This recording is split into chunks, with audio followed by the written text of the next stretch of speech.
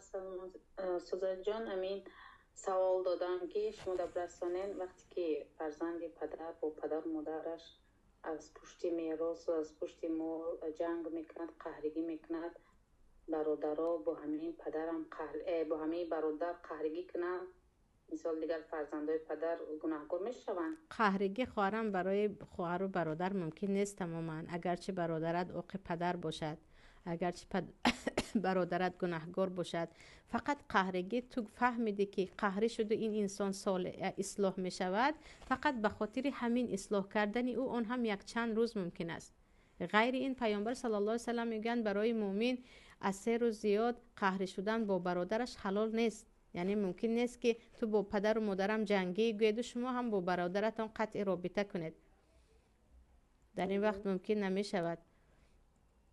فهمو جان. یک سوال دیگه، معلم جان، در این دولت کفار مثال ما بسیار مسلمان ها زندگی میکنیم، وقتی که از راه مثال از راه های مثال که بسیار آدم گذر است یکان چیز میابیم، مثال مانند تیلو و یکان چیزای خوب، همینا را معلم جان وقتی گرفتیم گناهکار میشه و صاحبش برمیگردوند، میگیرد و بعد صاحبش رو میکوبید. دولت کافر باشد مسلمان باشد، مادامی که در اون دولت با جنگ شما اعلان کردگی نیستید، در داخلش همچون یک در امان یا پناهجو در آنجا زندگی میکنید، هر چیزی که یافتید اون مال صاحبش است.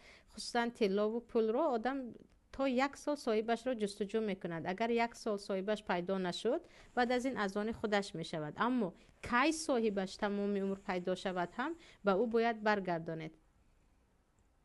من باید چکنه معلم جان حاضر خیلی آسان است که حاضر اعلان می نویسید که من چیزی یافتم، صاحبش پیدا می شود. اما اعلان هم کردید، گفتگو کردید و نه کسی پیدا نشد، در آنجا در کتاب لقط آوردگی هستند. پیامبر صلی الله علیه و سلم میگن اگر پول رو چیزی رو یافتی، مقداری اون رو در کدام خلطچه است اون رو بدون صاحبش رو 1 سال جستجو کن، نیافتی بعد از آن خودت است. معلم جان امره ما راستی گرفته بودم اهمیت ندادم، امره یکون کسته بودم نمیشه ندید صاحبش رو کوبید خواهرم، صاحبش رو کوبید.